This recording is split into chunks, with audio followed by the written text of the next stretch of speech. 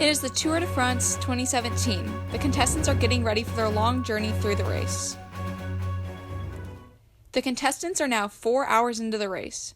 Contestant number 1 has a speed modeled by the equation v of t equals 2t plus 15 throughout the race, where t is time in hours and v is the velocity in miles per hour.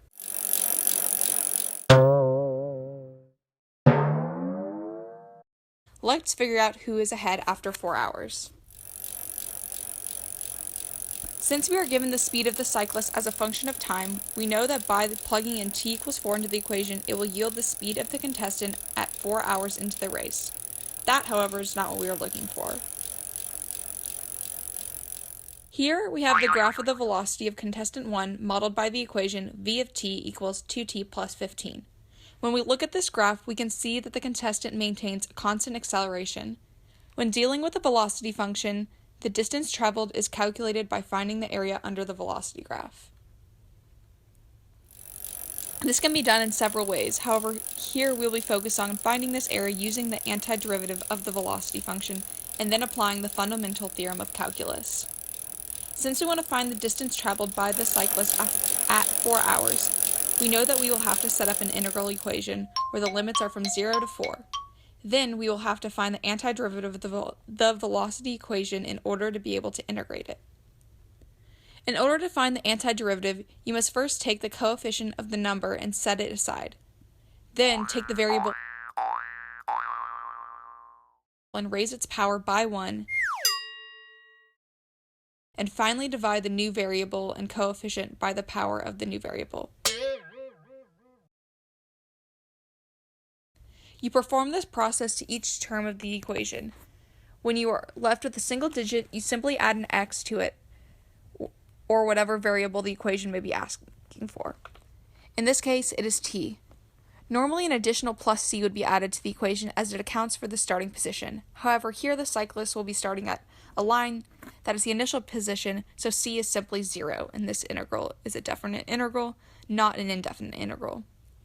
If c was needed to be found, it would be found by plugging in a point at the x and y values and solving for c.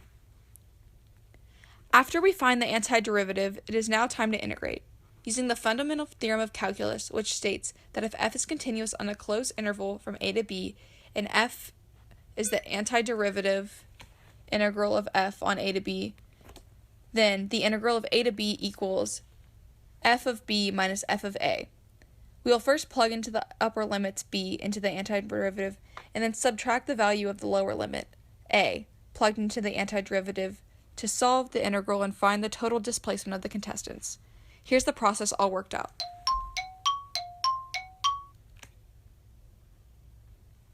Here's the graph of the velocity equation for contestant 2, modeled by the equation w of t equals t squared plus 2t plus 1. Looking at the slope of the graph, we can conclude that contestant number 2 has an increasing acceleration. Just as we did for contestant number 1, we will use the area under the curve of the function to determine the total distance that the contestant 2 traveled, modeled in the following graph. Once again, we will find the area under the curve using the fundamental theorem of calculus as described for contestant 1. Here's what it looks like worked out.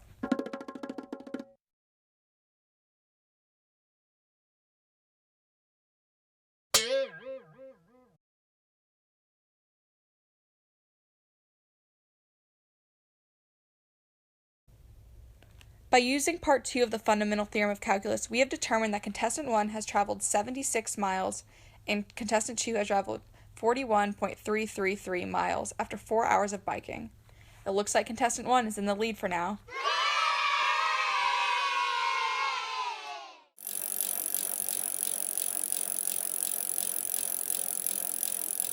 We use the second part of the fundamental theorem of calculus to solve this problem.